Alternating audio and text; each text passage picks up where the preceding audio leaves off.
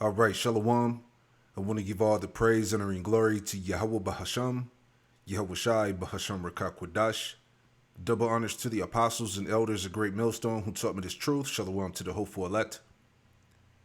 The world's worst energy crisis has arrived. These are the responses. Here we go.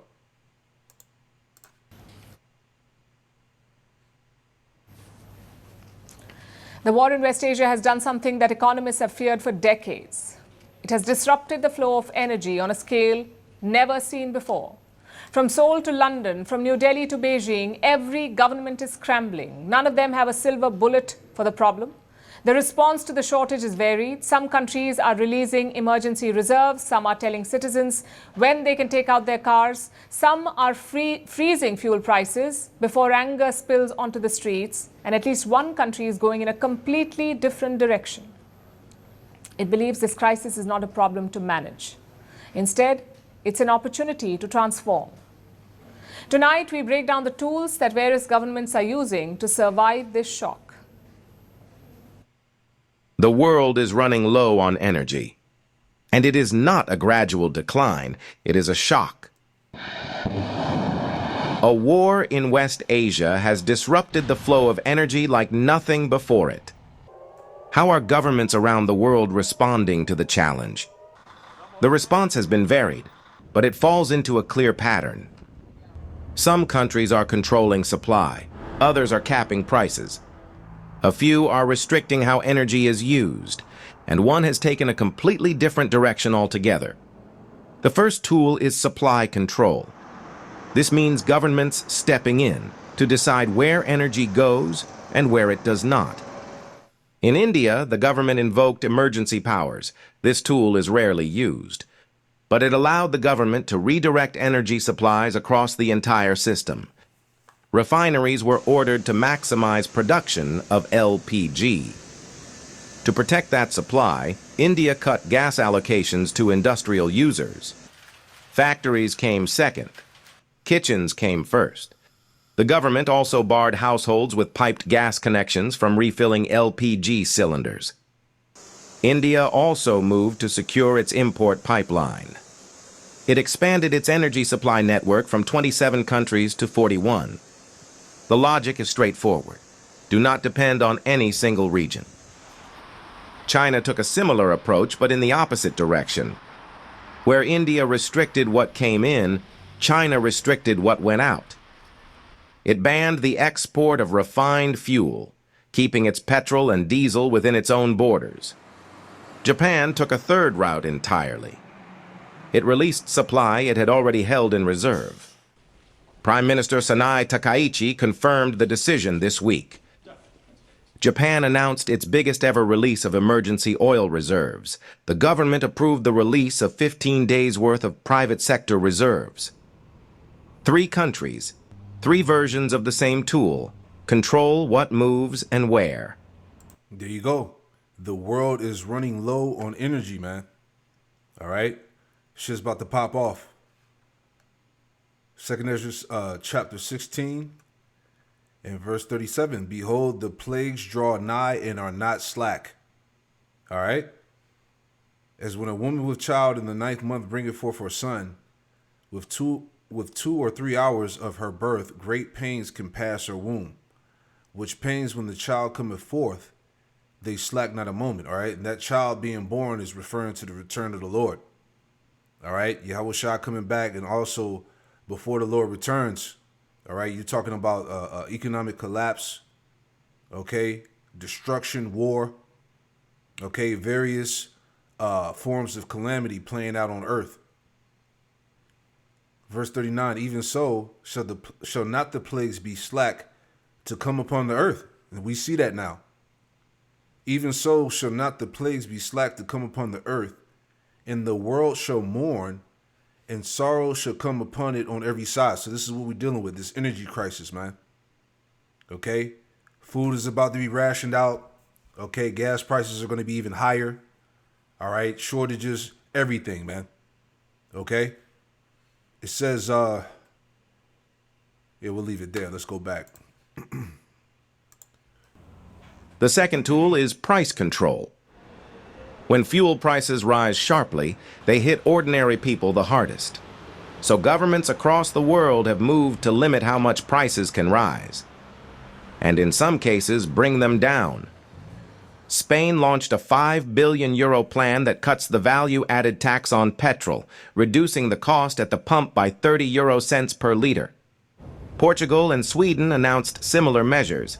Vietnam waived customs duties on fuel imports through April. Taiwan introduced a mechanism that absorbs 60% of any price increase before it reaches the consumer. Germany banned petrol stations from raising prices more than once per day. Brazil suspended taxes on diesel. Morocco introduced a direct subsidy for road transport firms. Greece capped profit margins on fuel and supermarket goods for 3 months. It also set aside €300 million in direct relief for households and farmers. The third tool is rationing. This is the most direct intervention of all. Governments telling citizens how much energy they can use and when. South Korea moved on multiple fronts simultaneously. Cars will be allowed on the road based on their license plate numbers. Odd and even plates on alternate days. A hard cap on road fuel consumption. Yeah, hey, this is the world to come. That's crazy, man. All right? But imagine them telling you how much you can eat and where you can go, right? A man should desire to go into a city and should not be able. So this is what's happening. Okay? All governments are on board, man. They're really pushing this thing. All right? Rationing. All right? Because, hey, remember, it's going to be famines.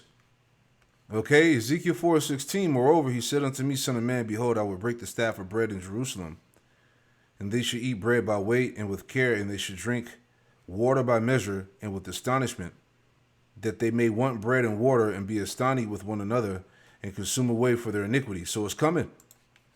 All right, staff of bread, okay, break, cut off, destroy, staff, support, stability, bread, food supply, daily sustenance. So the prophecy means God will remove the food supply and cause severe famine. Notice the result in the verse, eat bread by weight, rationing food. All right? They're going to be rationing, like he was saying, energy, what people can't do, as you see what's going on in China, by license plate and all. Hey, this shit's about to get crazy, man. That's all we can say. Drink water by measure, limited water with astonishment. People shocked at the crisis, all right? The energy crisis is here. Okay. Staff of bread, supply chain breakdowns, food shortages, inflation of groceries, drought, and crop failures, war disrupting global food trade. All right. If the energy situation worsens, those restrictions will extend to private vehicles as well. South Korea is also restarting nuclear reactors to raise power generation. And it has eased its own limits on coal use in power plants, a measure it had previously stepped back from on environmental grounds. The crisis forced a reversal. Elsewhere in Europe, Slovenia became the first European Union member to introduce fuel rationing. And then there is Britain. Where most governments are buying time, Britain is using this crisis to accelerate a longer-term shift. The government introduced new rules requiring heat pumps and solar panels in all new homes across England. The message from London is deliberate. The solution to an energy shock is not just more supply, it is less dependence. Experts have called this the largest energy crisis yet. No single tool will be enough to resolve it. And the world's response, fragmented, urgent, and still evolving, makes that perfectly clear. The world doesn't fit in. Oh, yeah, it's going down. All right, crisis on top of crisis, right? I want to check this out. Where is it at? Right here, let's check this out real quick. As Americans feel the shock of higher gas prices at the pump, there's another energy crisis brewing across the country, but the people who actually run the electrical grid issuing stark warnings. For 100 years, America's electrical system, mostly stable, with blackouts being the rare exception. but when they do happen, they can have exceptional consequences. The situation here in Brownsville was described as anarchy, war, rioting. Every source of power that the state of Texas has been compromised. Now a new combination of the latest artificial intelligence data centers and aging power plants is creating a perfect storm, from the big city to the Great Plains. It's becoming more of a challenge across the whole. Yeah, as we just read, the plagues, they slack not, man. All right? Sorrows on every side. Okay?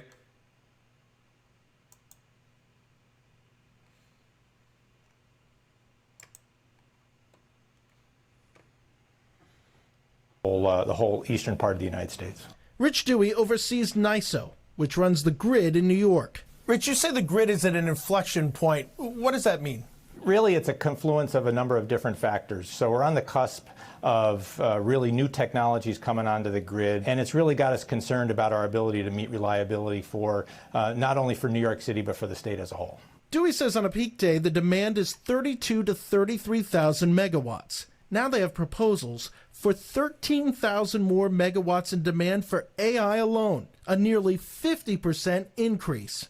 At a time of significant load growth, we're actually retiring more generation that we're building, and that gives us some concerns. New York is connected to about half of the country through the Eastern Interconnection, and Dewey says everyone is talking about the problem. What we're seeing is the story in New York is a very similar story across all the other regions. Another grid operator called PJM handles power in 13 states and D.C. They say they've got the same problems. They're letting new data centers connect only if they bring their own power plants online too, or they have to agree to power down when the grid gets stressed.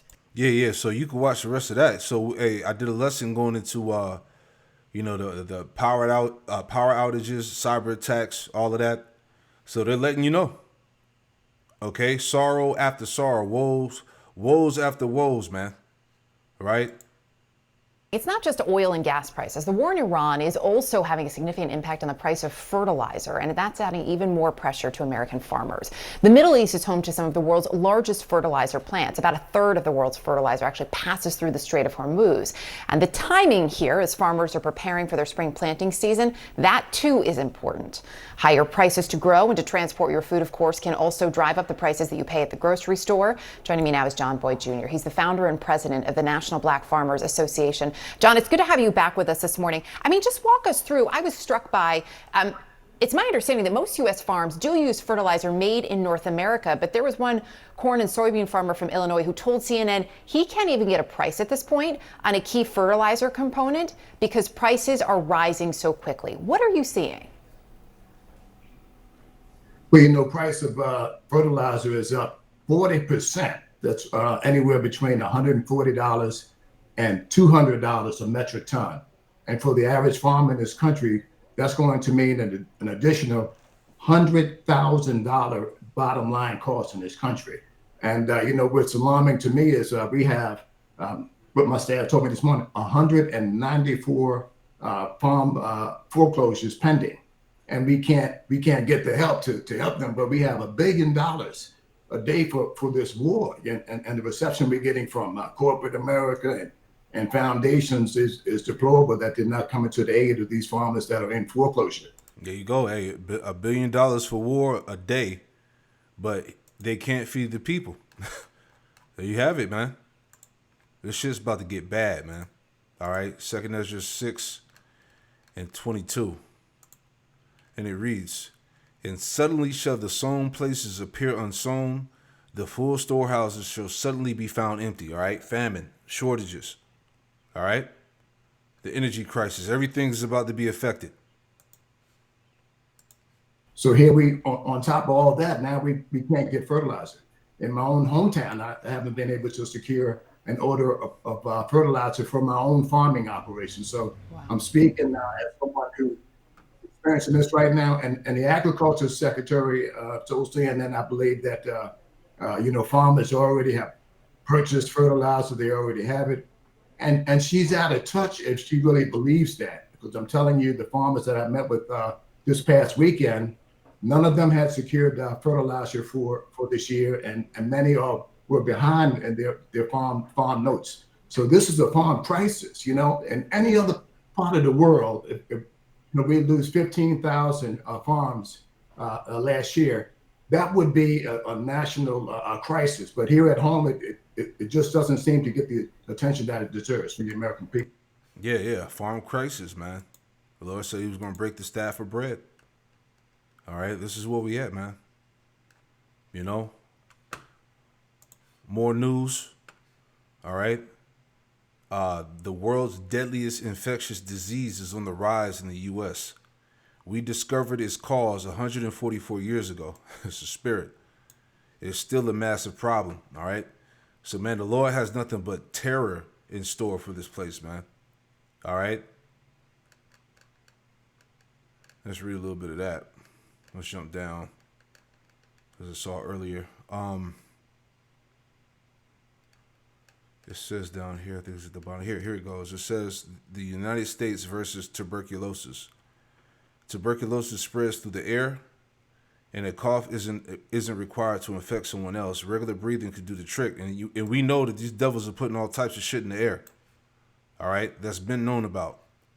There's no country in the world that has eliminated TB or that is TB free. Lucia Ditu, a physician in the executive director of Stop TB Partnership, told me, as long as we breathe, we are all at risk. Come on, man. All right, we gotta be delivered, man. Approximately 13 million people in the U.S. have latent tuberculosis, which progresses to active disease in about 5 to 15% of cases when left untreated. Tuberculosis preventive treatment, TPT, for latent cases can clear up the infection as little as 3 months with appropriate antibiotics, but a lack of access of these medications or delays in diagnosis often prevent patients from starting TPT. All right, and the rest reads on. So, a lot going on, man. 2 Ezra 15:49, I will send plagues upon thee, widowhood, poverty, famine, sword, and pestilence, to waste thy houses with destruction and death, man. All right, the judgment of the Lord. The judgment of Yahweh Ba'ashim Yahushai, man. All right? So this is where we at, man. All right, just want to give a quick prophecy update, man. All right, it's getting worse by the day. Shalom.